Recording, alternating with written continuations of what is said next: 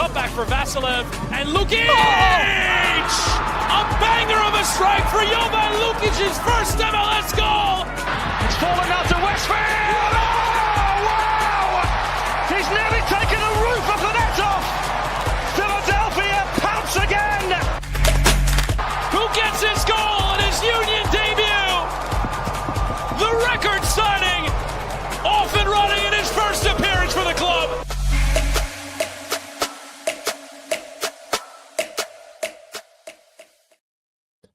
Hello and welcome to the Free Kick Podcast. My name is Todd. And yes, we do have a 2025 MLS Cup champion, and it should be to nobody's surprise that it is Inter Miami. Lionel Messi, Sergio Busquets, and the gang go off with a trophy to end their 2025 season as Alba and Busquets go off to retire. There's rumors out there that Luis Suarez potentially going to Nacional, opening up potential roster spots for Inter Miami to get younger. We shall see. I know that Don Garber had his end of the season MLS State of the League. We will not be addressing that, nor will we talk about the World Cup draw. There were so many draws or so many episodes after the draw. There were so many people talking about the World Cup when this draw was complete. So we'll leave that for you guys to go ahead and listen to this podcast. I know the Union did one. So we're going to try to speak specifically just on the Philadelphia Union. But regardless, Jose, how are you doing? How was your weekend? Busy. I actually have some family downstairs, and that's why we're going to keep it, I promise you, to a tight 40-45 minutes today, Todd. I had a surprise birthday party for my wife. Her birthday was on December 2nd, which was not an easy date to do anything, especially with kids during the week, etc. So we had a little surprise party with 25 people here. So the last bit of them are actually downstairs, and they know that I'm up here. So likely probably listening to me just yap about soccer. So other than that, busy week, man. It's funny, right? We always talk about, off season. People think it's going to be quiet. It's like, nope, it just keeps on rolling. And I think today's a perfect example of that. Yeah, absolutely. It's funny because I remember us sitting here last year doing the same thing, pretty much week in, week out, doing the podcast because there was so much news, and clubs don't sleep just because the season's over. They're constantly working behind the scenes, and they're constantly working throughout the season for previous or next season's coming up, and it's no difference for the Philadelphia Union. So we have a bit of news to talk about in terms of player signings that are now official, new players potentially joining the club. We'll talk about that, and then we'll go ahead and talk about the end of the season press conference with Bradley Cornell and director of the academy, John Shear. That press conference was on Wednesday. Real quick, want to give a shout out to the University of Maryland for a fantastic season. Henry Bernstein scores the Lone Terps goal, and the Terps 3-1 loss to Washington Huskies. Washington finally gets the better of Maryland when it matters most, really. Really great game between the two sides. I know NC State maybe is the favorite to win the College Cup, but I don't know that Washington side. I had texted you, Jose. I said the winner out of Maryland or Washington's probably going to wind up winning the College Cup. Let's see if that happens. But yeah, college soccer is still going on, even though MLS Cup is done. So if you guys are still trying to get your soccer fix in, go ahead and check out college football, college soccer, whatever you guys want to call it, because the next games coming up are on Saturday, I believe, and then the final is going to be next Monday. But regardless, let's go ahead and talk about what is finally official with the Philadelphia Union. They announced the signing of Ezekiel Alado from Sweden for a club record fee of $4.5 million, signed through 2028 with options through 2030. And it's got to feel good, right, Jose? Something that you reported on a month ago, finally official by the club, finally gets over the line. And the Union, back-to-back seasons that they break their transfer fee record. Yeah, it's cool to see, right? You sort of work these leads and you work the reporting, etc. You put it out there, and there's some skepticism, which is fine. I get it, but I think it's I like to think that I built a reputation, excuse me, for only sharing when I know things are going to happen. So glad to see Alado come through. I think many are sort of seeing him as immediate replacement for Ua.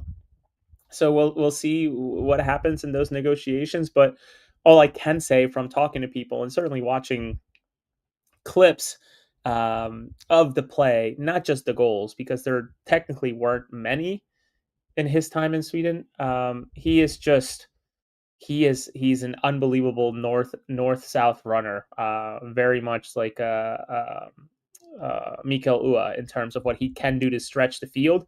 But what he's also excellent at is the hold up play. He does an incredible job of leveraging this massive frame of his to um, hold the play, tilt the play from left to right, from right to left, and just make everybody around him better. So I'm intrigued to see how he sort of develops. I'm also intrigued to see what this roster build looks like with him and Bruno at the same time, or maybe alternating between the two of them, because we did learn that there's no U.S. Open Cup for Philadelphia. I think that was more or less something that we knew.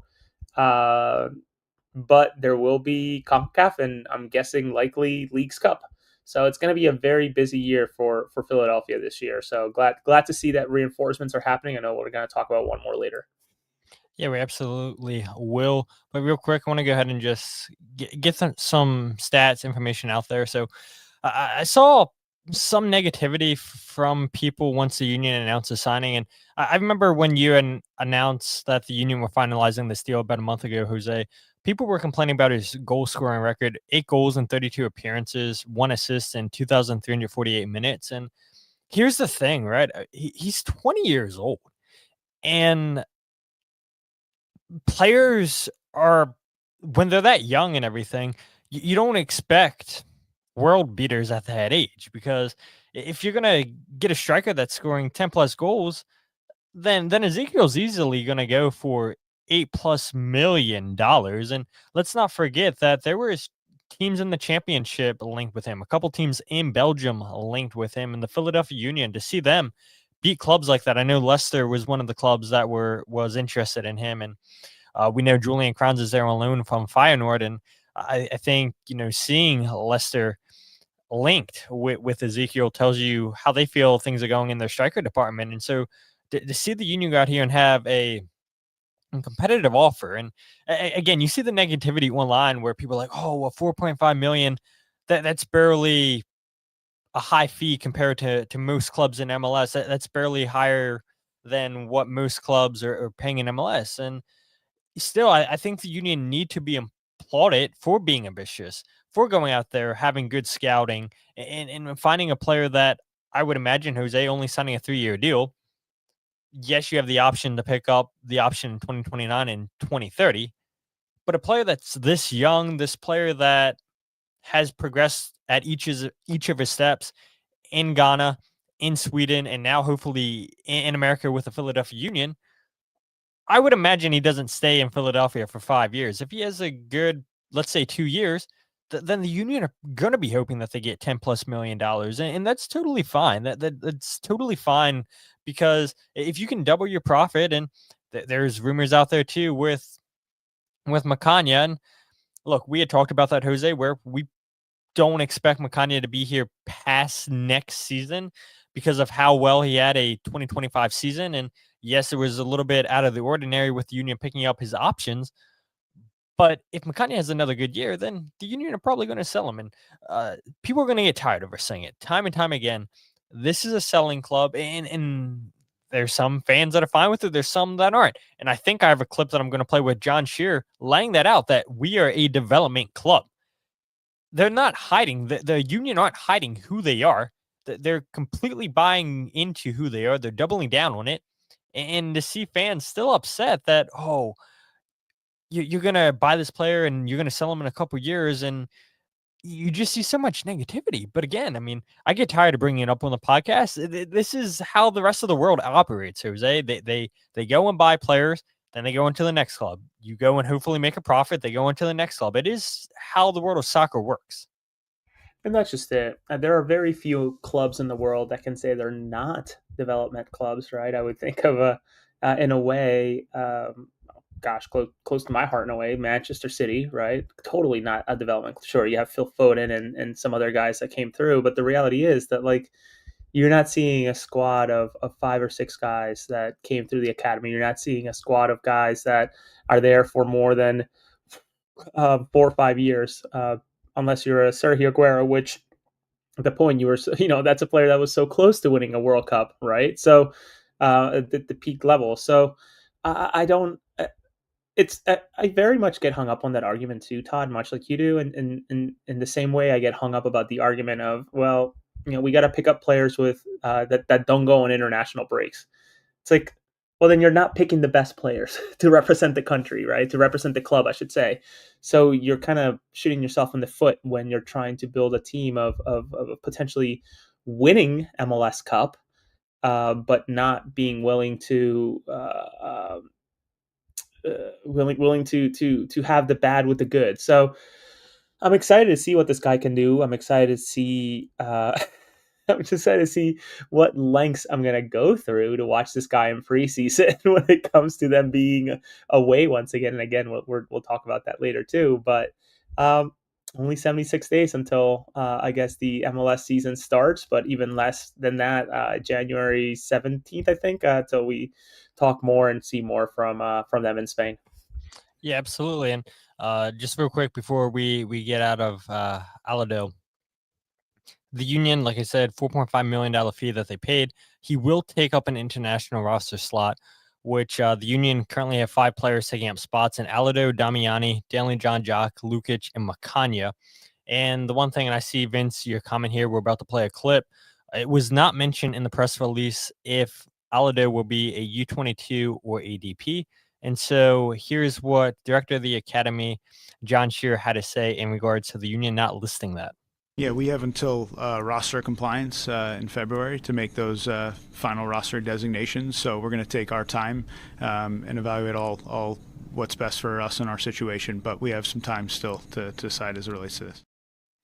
And so the Union have until the start of the 2026 MLS season to go ahead and declare their roster delegations, their roster spots, where they want to line up. Last season, we know that the Union chose the 3DP, 3U22 model with Damiani and Uwa being the 2 DPs and Makanya and Quinn Sullivan being the 2 under 22s.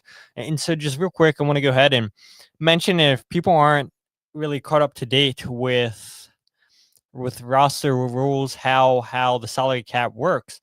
Well, last year, any players that were U22s, age 20 or younger, they carried a salary budget charge of $150,000, with players the age of 21 to 25 carrying a $200,000 charge. Now, if you were a designated player, age 24 or older, you carried a maximum salary budget charge of $743,750. The clubs can use GAM to buy that down all the way down to $150,000. And so the Union, do they want to go that U22 route? Do they want to go that DP route?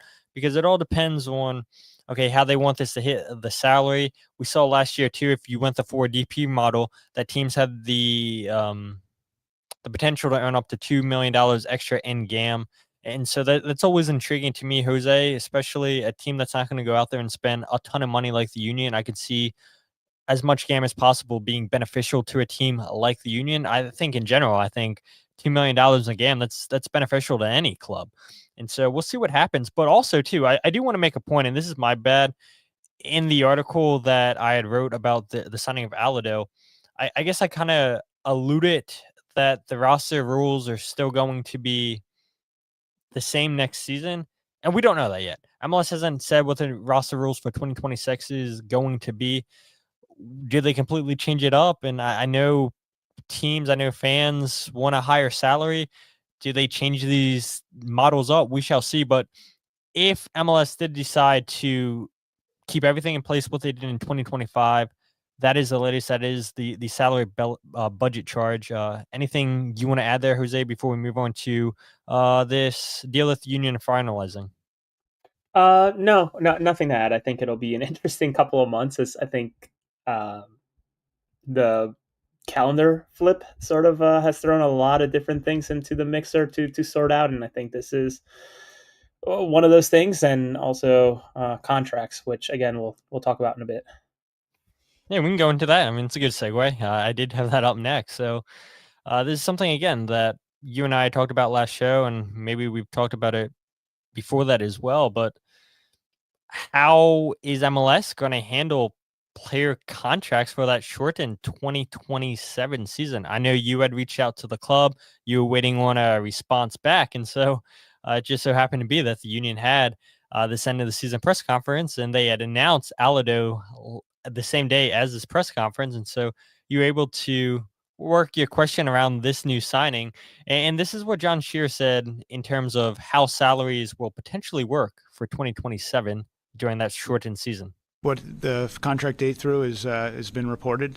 This is something that we're working through in terms of all of our signings, and trying to navigate the new landscape of MLS and what the next year and beyond will look like. So that's something that's ongoing and it's active in our discussions with our leadership team.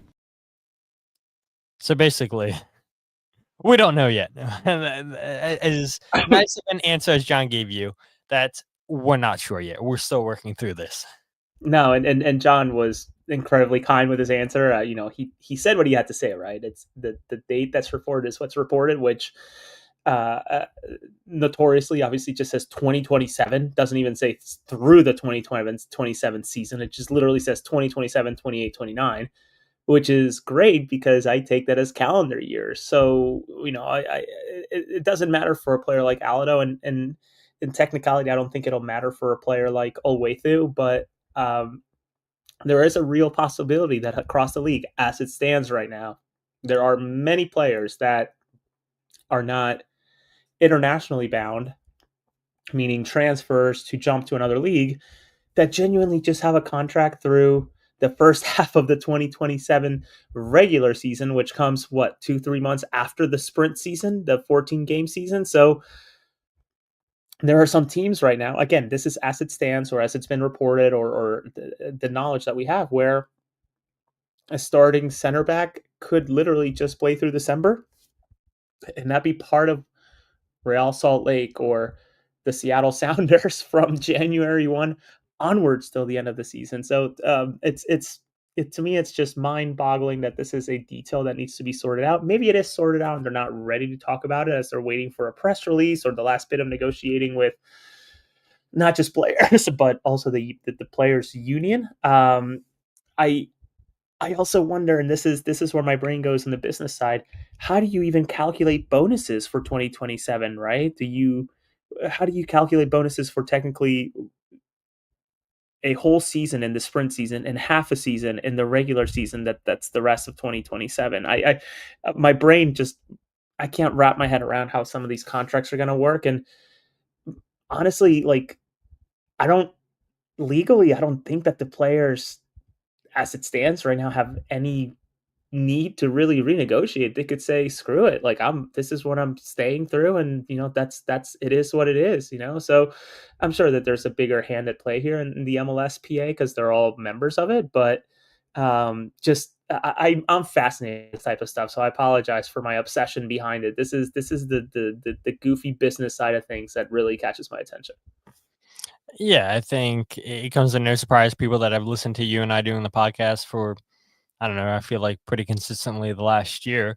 You and I do enjoy talking about the CBA. We do enjoy talking about the roster rules, which I know is not what everybody wants to hear. I know that it's a little bit too much for people, but to try to get the best understanding of this league, yeah, you try to make yourself as informed as you possibly can.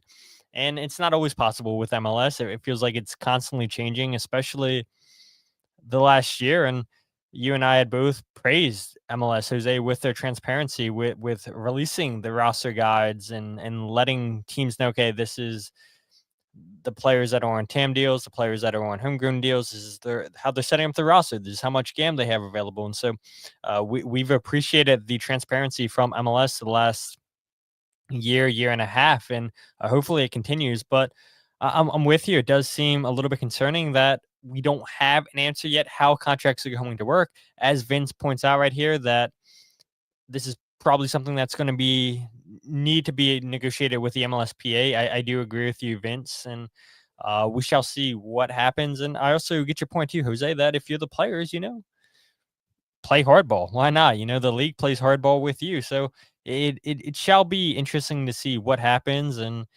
uh, you had joked, Jose, that shortened season, you're gonna have that little asterisk on it. Whoever wins MLS Cup, and wouldn't that be typical Philadelphia Union if they come away winning a trophy after a 14 game regular season? Oh my God, can you believe that? That would not be good. But as big of an asterisk as the first Shield, unfortunately, right through the shortened COVID season and all the mess that it was. So yeah, it's just I I just wonder about this stuff, and it's you're right. It's you just gotta put your shoulder into it and learn about it if you really want to enjoy this league. I know people hate it and it's mocked about in this about this league across the world, but this is what makes it so different and so interesting. And you're right.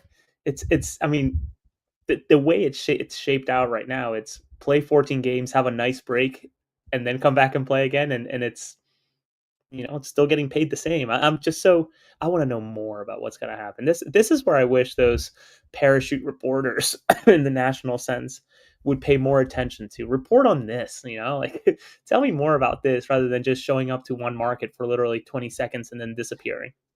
yeah, that's what I don't understand. Like, this should be a bigger topic than I mean, to be frank, you're the only one who I've seen question this on social media. Nobody big nationally I'm seeing talking about this, or other people, other journalists in other markets I'm not really seeing talk about this. And I'm sure, like anything, eventually it's going to blow up on social media, and then everybody's going to talk about it, just how things go. And you're at the forefront of it right now, Jose, and then people are going to eventually come around and say, oh, yeah, this is a good point. I didn't think about this. And then you have some people say, "Oh, I came up with this idea first. I'm the first one to be talking about this." And it's like, "Whoa, let's slam on the brakes.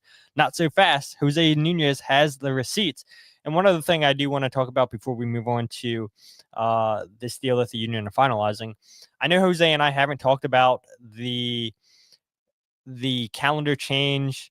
We will talk about that. We haven't talked about the 2026 season yet. We'll talk about that again at some point during the off season. But again, I feel like there's just things that are too important to talk about where we can go ahead and brush those off to the side. Because again, I think a lot of people have given their thoughts on the calendar change, and Jose and I really haven't talked about that. Maybe you have a little bit on social media, Jose. I can't remember. It's been a couple weeks since MLS announced that. But yeah, we decided let's go ahead and let that die down, and we'll talk about that later. And that will come in an eventual podcast. But let's go ahead and talk about this deal, Jose. I'll let you go ahead and talk about this because I saw that you also reported on this after CL Marlowe. Good. Yeah, the Philadelphia Union finishing up a deal to bring Genier Martinez from Juventud and Uruguay to the Union on a 3-year deal with an option for a fourth. I don't have anything on the fee, and frankly, I'm not too interested since it seems to be such a low. I'm guessing it's a very very low fee, but interesting depth. Many will probably immediately hone in on the fact that maybe they think this is a replacement for Owethu.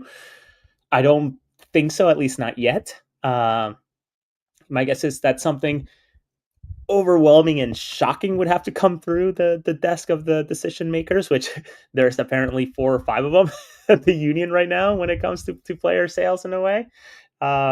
It's just it's going to have to be an incredible number for them to let Owethu go right now. So added depth, added player, maybe thinking beyond Glesnes at this point. Maybe it's as Shaggy Meg Shagster, what a ridiculous name, I love it. Says maybe it is to sort of play the Glavinovic role, which by the way, he did I'm trying to put my finger on it and figure out where it is, but he did do a radio interview Friday at some point where he talked about the Union. I have some written quotes from it, but I want to listen to the whole thing. Man, the dude really wanted to play here. It was pretty telling. So, yeah, got off topic, but yeah, Union bringing in another young South American.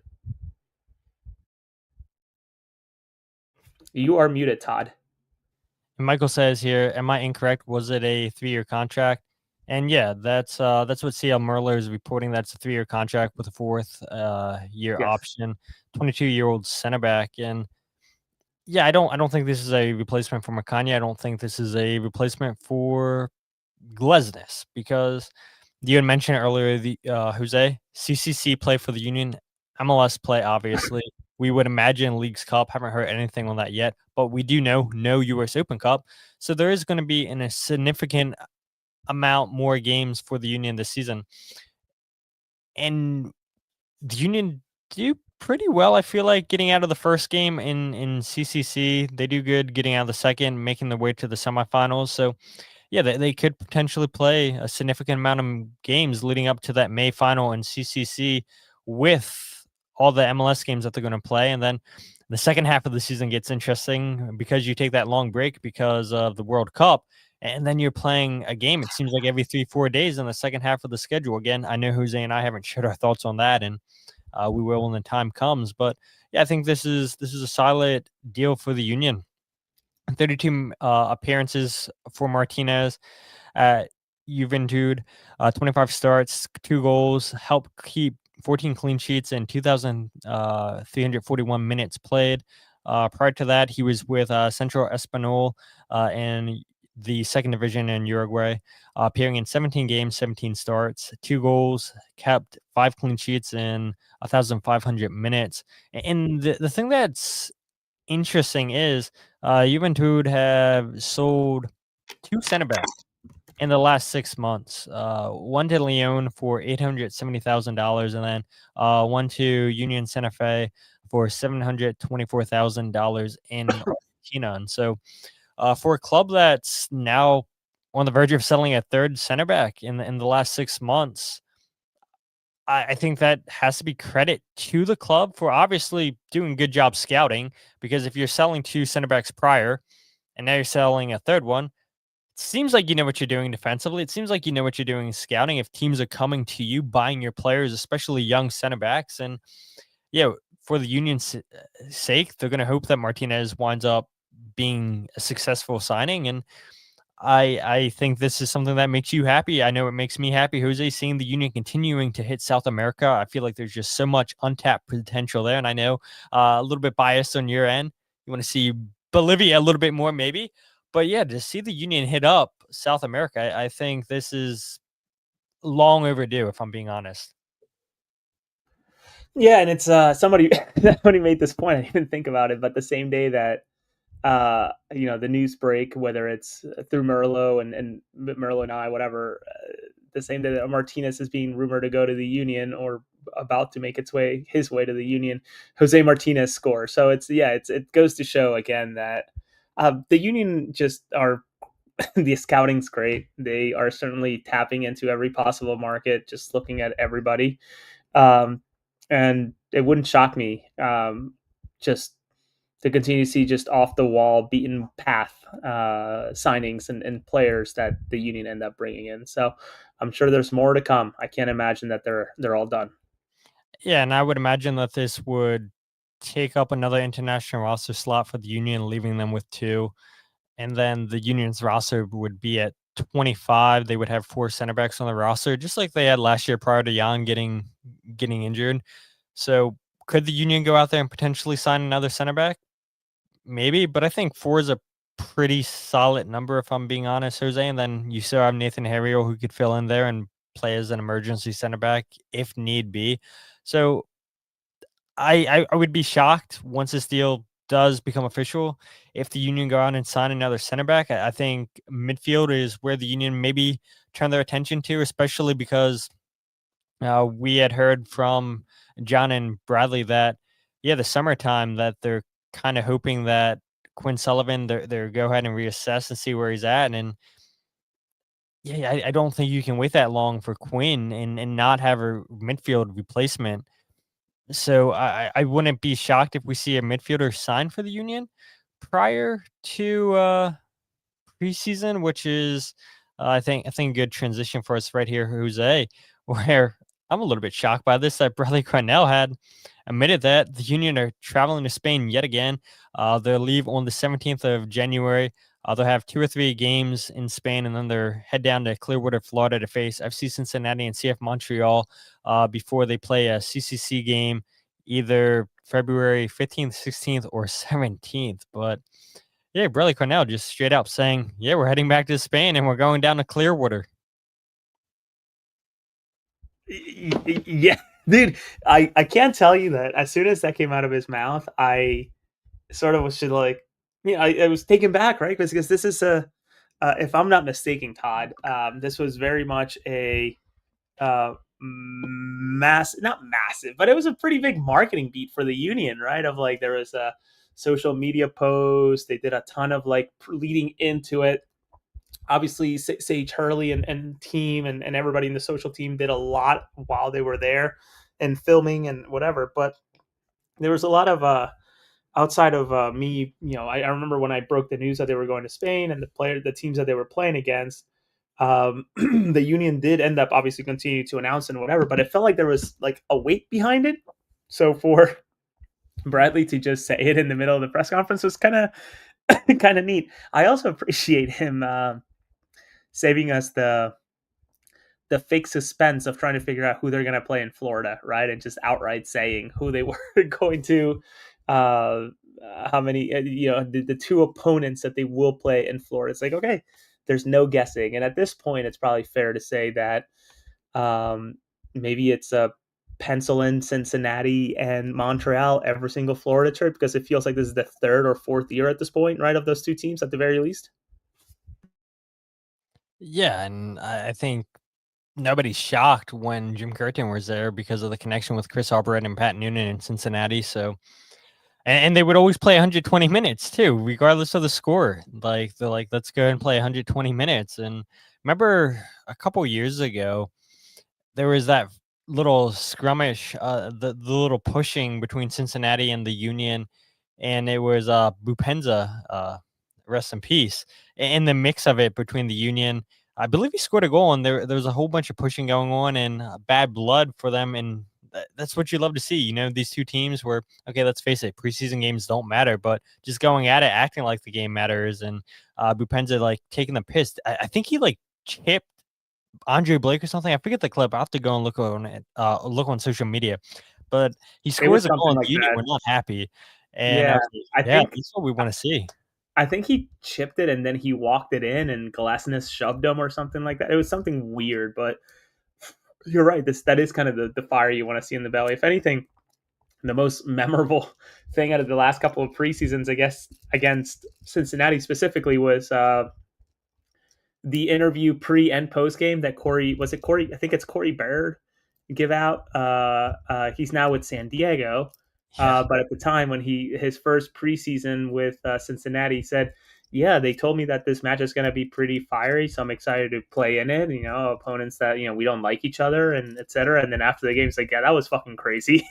Just like I was not expecting that type of match for preseason. That was interesting. So yeah, it's just, to me, it's just so funny that it just outright said what we as press are like trying to figure out, like, who are they playing in off season, because we're so hungry for news at that time, and for Bradley to just ease it into our laps is just fantastic. So much appreciated, Bradley. I'm not sure if you listen or watch or any ways that you get this, but we appreciate you. That was very kind of you to just outright share. It was. And Vince chimes in and says he went past him and slowed down, waiting for Blake, and then tapped it in backwards. That's exactly what it was. I can see the whole play in my memory. That's exactly what it was. So thank you for that, Vince. But I do want to go back to this question from Shaggy real quick. He says, do you guys have any fears of losing that eye for talent if Tanner leaves, or are the Unions set up with a good scouting department? And I think it was Shaggy, maybe it was somebody else. Earlier in the show, they had asked an update on Ernst Tanner. There is no update on Ernst Tanner. People try to get an answer for that at the press conference, but John said, we're cooperating. We can't give an answer as this is an ongoing investigation. So, yeah, just not sure where things stand with Ernst Tanner. I thought maybe somebody would ask MLS Commissioner Don Garber at the MLS State of the League address, but I don't believe that was asked. And yeah, we'll see once MLS decides, all right, we've either found stuff that credits this report in the Guardian, or Yeah, again, there isn't anything to this, so we shall see. But to your question there, Shaggy, are we concerned? Our answer to that, then I'll let Jose. And I think we'll probably both agree on this. Like the Union are set up really well. Like, and I think it's pretty clear with John Shear, just the continuity, this togetherness from the club.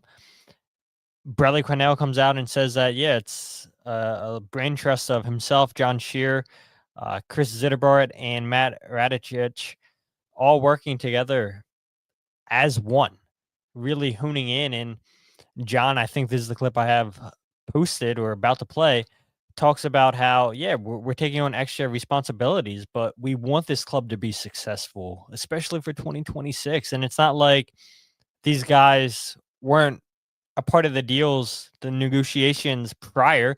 They've been working hand to hand. And so I don't fear Tanner leaving the Union and then things just going south, like maybe some fans on social media have suggested. Maybe some fans are afraid is going to happen. I don't think that's going to be the case with the Union, just because of how well this team's set up structurally. And I don't know who would replace Ernst Tanner. I'm sure that would probably be a question too. Do they go in house? Do they go to Europe? Do they hire somebody in America? I have no clue. But yeah, I just think there's enough talented people here in this organization that are really, really good at their jobs. And yes, Ernst Tanner gets a lot of credit because of what he's been able to do since 2018 with the Philadelphia Union. But there are a lot of really good people in that organization that help Ernst Tanner. And yes, Ernst Tanner has the final say as the sporting director. But yeah, I feel confident with the staff that the Union have set up. Jose, anything you want to add there? No, I think you're bang on, right? It's pretty clear that the scouting department has been great, will continue to be great, will be great. Um, but where I maybe will push a little bit is at some point, yes, it can be a brain trust, but it really does need to come down to having a spear, right? Who is going to be the tip of the spear? Who is going to be the representative of this all? Who is going to be answering the questions of this all? And I must admit, and listening during this press conference, and maybe it's pretty telling of who came out during that press conference. Like, it's obviously going to be the first team coach, and maybe John Shear is taking that public face, right? Of who is going to be the new Ernst Tanner, or who is going to be the person who is on the spotlight for a lot of these decisions. So John, having been at the team for 7 years at this point, I believe, having really done a lot of work, whether it's academy work, scouting, second team, um, certainly knows his stuff, knows what he's doing. And I don't I'm more intrigued to see, whether, even if it's not, even if the investigation comes out negative, do the Union keep Ernst Tanner anyways? Uh, and if not, is it an internal or is there a national search for a replacement? Because again, I think structurally in a pyramid, there has to be someone up there to kind of, face the music when it comes down to it. So uh, the longer this drags on, the more annoyed I get about it. Just sort of, at this point, if you've investigated it once and now you're investigated again, hopefully it's pretty clear yes or no, and just make a decision so the team, and us as press don't have to spend this time talking about this type of stuff anymore. So um, it's gonna be a busy off season. Yeah, it absolutely is. And so, again, since you asked the question, Shaggy, we'll just continue on this topic. Uh, a lot of questions asked about, how this organization's going to work. I mentioned it, Sheer Cornell, Radicic, and Zidabart all taking on that responsibility. We all know, and John Shear had let it been known publicly. I don't think this is any secret that MLS does sign the contracts when the players sign, because the league is in charge of the contracts, not the teams. But then anything else that needs to be signed, it's Matt Radicic signing it as the assistant sporting director. But another thing I want to point about is what I've been talking about, that continuity between all parties and just taking on more responsibilities since Ernst has been placed on administrative leave. Yeah, look, I think it's our duty to continue to keep this train on the right track, and I think it's something that we were all involved in these conversations and processes to begin with, given how collaborative we need to be, quite frankly, as a club. We are a development club. We're always looking from within first, as I mentioned, for players and staff. So there's so much natural overlap already. But with that said, yeah, we've in this working group are open to taking on more responsibilities again to put the club first and make sure that we're headed in the right direction come 2026. Yeah, right. I mean, John says it there that we look at staff and we look at players for promoting within first, and then we go outside the box. And if the union don't think they have a player there, then obviously they go out and buy a player. If they feel like they don't have the coach there, they go out and get a coach. We saw the union went out, got Bradley Cornell, replaced Jim Curtin with him. They go out and replace Ryan Richter within, replace Marlon LeBlanc. And so, yeah, the union are always going to look in-house. And we see it even with the academy setup, guys going up to higher age groups, guys going down within the age groups. And so, again, they're not just speaking just to speak. It's facts. It's literal facts. This is what they do. Yes, they do look in-house. Yes, they do promote staff, players within. How many players get homegrown contracts? We know that the union are one of the best at developing talent, identifying talent, getting players into the academy, and so on. And so, again, this staff, this brain trust of the four guys, they're not just sitting on their hands just because their boss is no longer at the organization for the time being. It's like, oh, let's not do anything. Let's wait and see what happens with Ernst Tanner. No, of course, they're going to go out and continue to make deals done. They have their short list. I mentioned it at the beginning of the show. It's not like, oh, we're just coming to a decision right now. This is what we need. No, it's month-long processes of scouting, of talking to agents, of finding out the best players that can fit into the system. And so if a deal is close to being done, you have your guys in place to go ahead and get that deal done. Yeah, and these things take time. These things are planned, and the reality is, I wonder how much has actually really changed since Ernst Tanner departed. Right? Maybe this was the trust, the brain trust that was making decisions anyways, and Ernst was the final check before going on forward in front of ownership, etc. That I wonder if this really just removes one layer of red tape to get things done. So I don't know that much about the inner workings, to be completely honest with you. And if I did, I probably wouldn't even share. So who knows, man? Just intrigued for this to go away in a way. It appropriately, please don't misquote me, but for this to just be a memory rather than something that the club lives through and us in the press and certainly fans have to answer about and talk about, because I still think that this whole thing overshadows a bit of the achievements across the club in terms of what was done in 2025. Yeah, I agree with you. But let's go ahead and move on to Andrew Rick and just rotation. We had talked about it a couple times, Jose, with being in CCC next year. Leagues Cup, we'd imagine, comes back. Obviously, you're in MLS, so quite a few competitions for the union. You're going to need rotation. It's good to see the union go out there and get business done early, because let's not forget, too, Bruno Damiani was with the club for the first game in Orlando City, but didn't make the match day squad. Was available for the next game against FC Cincinnati. And did he score on his debut? I want to say he scored on his debut against Cincinnati. I don't know if you remember, Jose. Someone in the comment section, you can fact check me, but I'm pretty sure he scored on his debut. Did he not? I don't know. One of you guys know. I know for sure. But yeah, it's good to see the union being ambitious and going out there and trying to get signings done, deals done before they head off to preseason, so these players can have a full preseason with each other by the time that CCC comes around. okay, hopefully there is no questions with the new players how we want to play. There is no questions about, okay, this is where your teammates are usually on the field.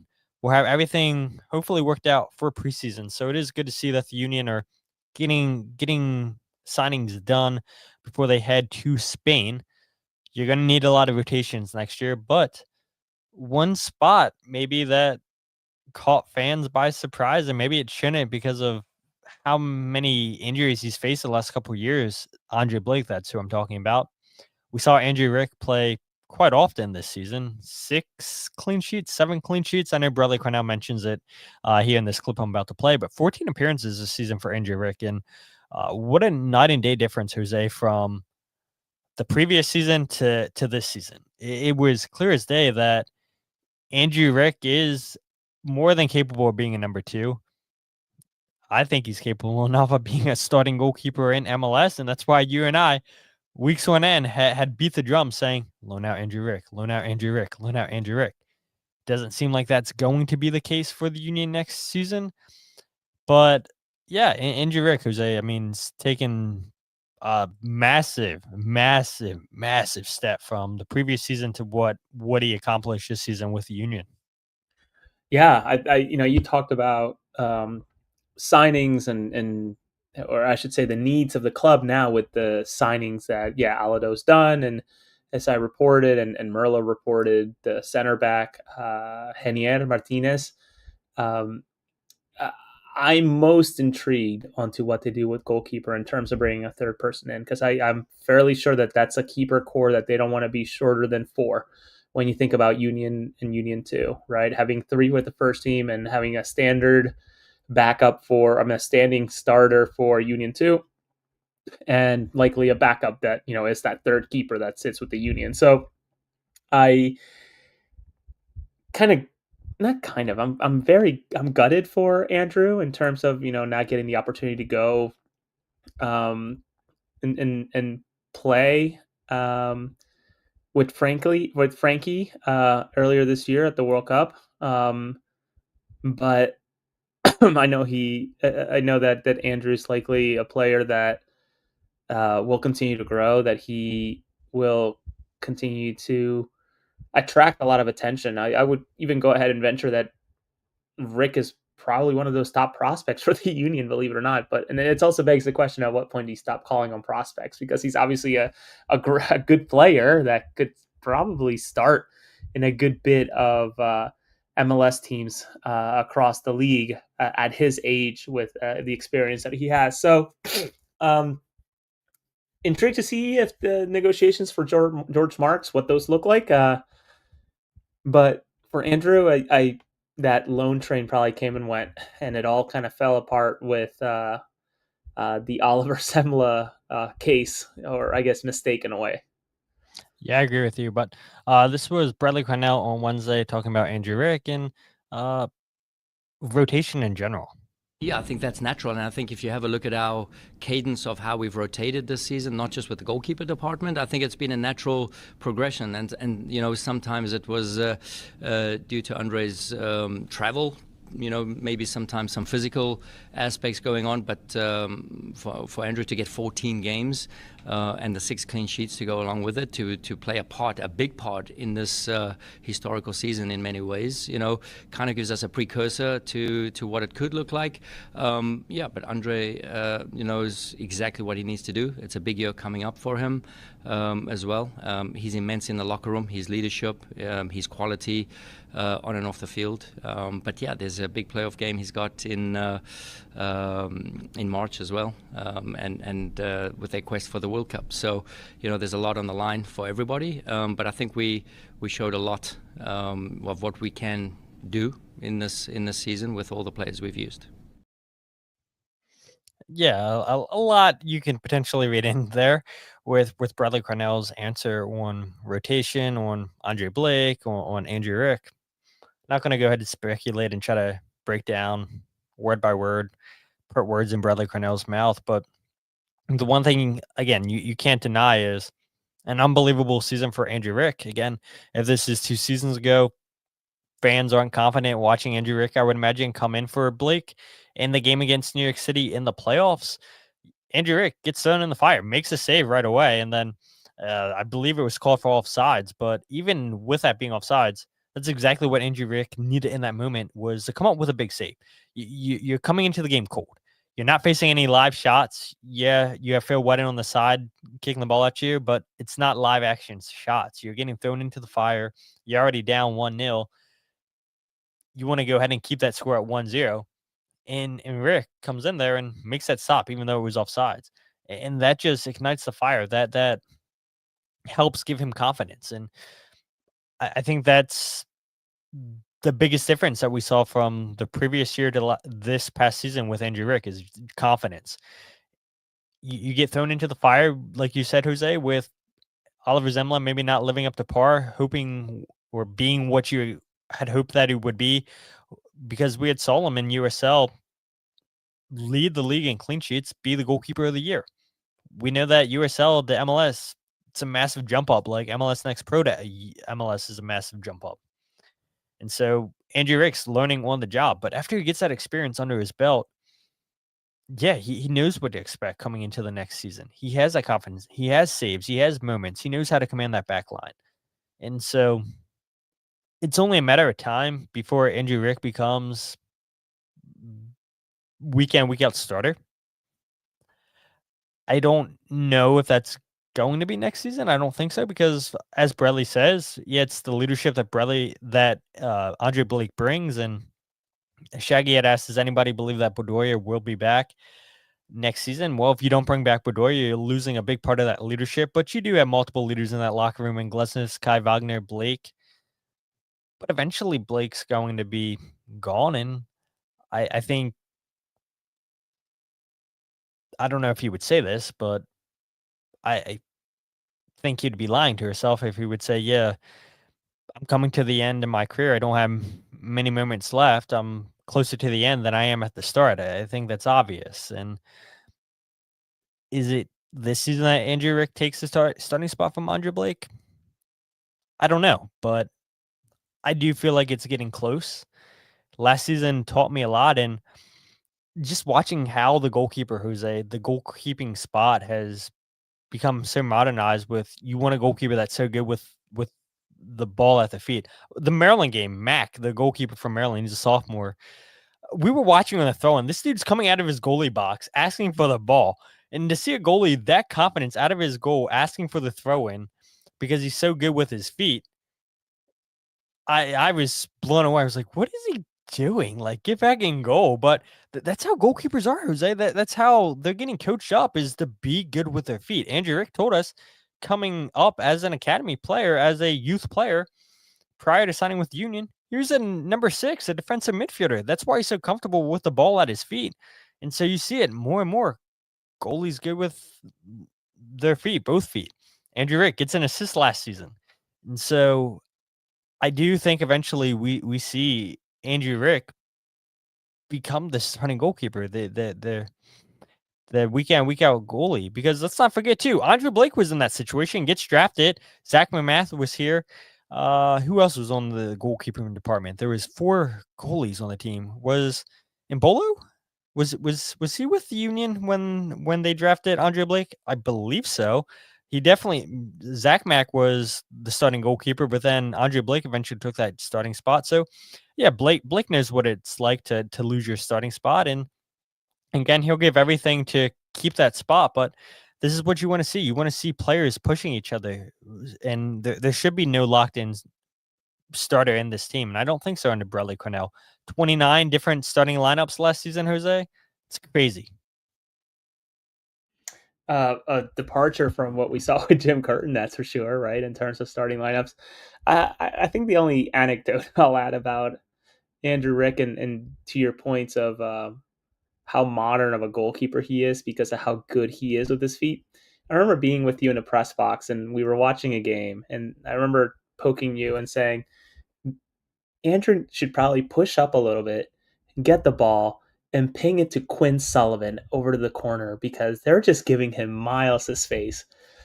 And then fast forward, like, 10 seconds later, they do that. And I think Quinn goes on and gets an assist off of that. And I'm thinking to myself, maybe I do know a little bit of ball, right? Maybe I do understand a little bit about this game. But and that's just what Andrew gets you, right? A guy who can ping the ball accurately, that can pass the ball fairly well in a short distance, and ultimately has a ton of experience for his age. So I do wonder if this is the year. But listen, I think it goes without saying, though I will say it out loud, and I hope I'm not speaking for you, Todd, but also sharing the same sentiment that Philadelphia has been unbelievably blessed to have Andre Blake for as long as they have had.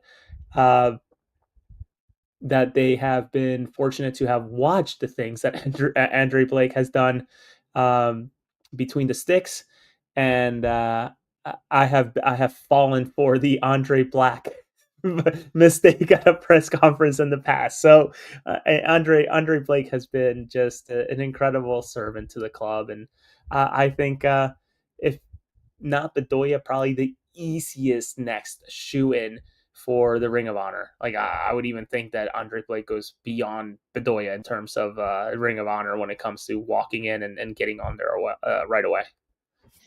Yeah, exactly. I mean, this isn't to discredit by any means, and hopefully, if this gets to Andre Blake, hopefully he doesn't take it that way because I know what he's meant for this club. He's easily over the years saved the Union 12 to 14 points a season, earned them 12 to 14 points a season.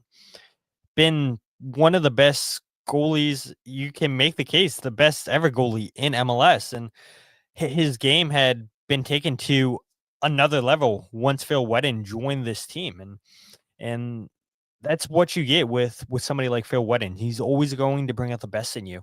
We saw it with Andrew Rick this season. We saw it with Andre Blake when Phil first joined, and so yeah, I'm very grateful to see what Andre's done in the club. And again, the end of his career is a lot closer than the beginning of his career, and so I know some people say about other clubs, because this player's been here for so long, they should get the chance to decide when it's time for them to stop playing. And I get that, but again, no player is bigger than the club. And just look at everything that's going with Mohamed Salah in Liverpool right now. I mean, what a mess that is. A club legend just completely unleashing it all to the media, saying that his relationship with the manager is broken, saying that it seems like somebody at the club wants him out. And yeah, I mean, that's a club legend. I see some Liverpool fans are torn, saying that, fire Slot, keep Salah.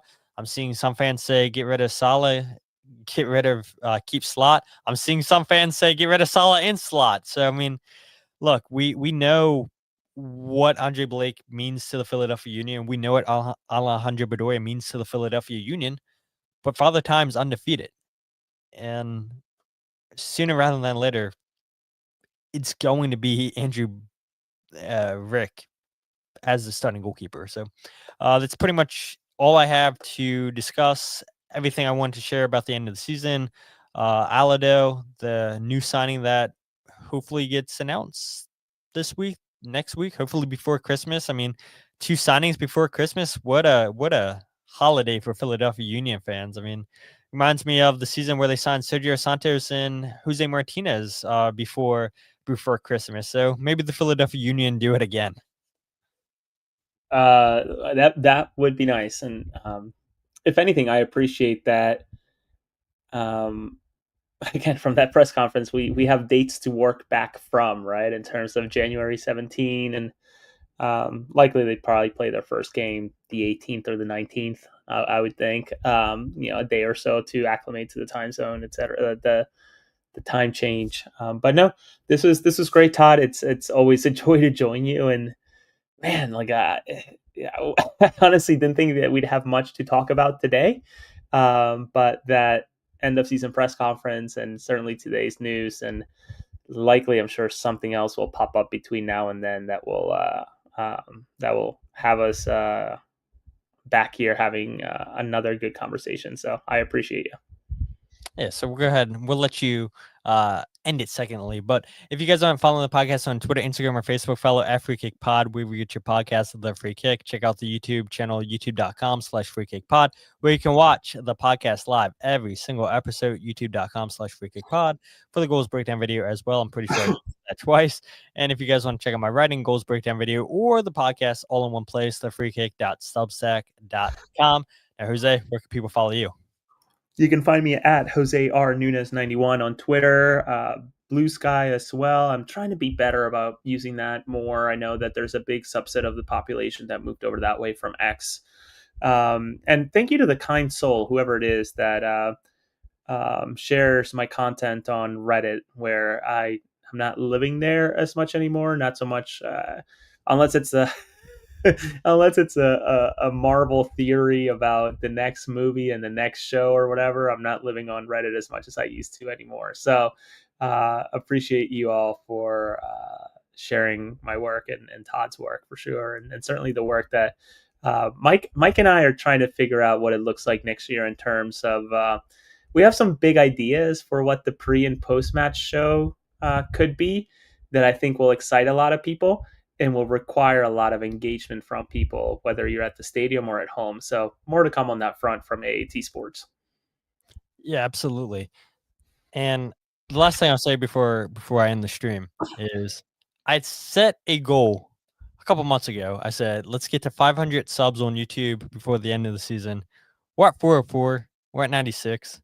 I know it's a tough ask, but I do think we can get there. I do think we can get to 500.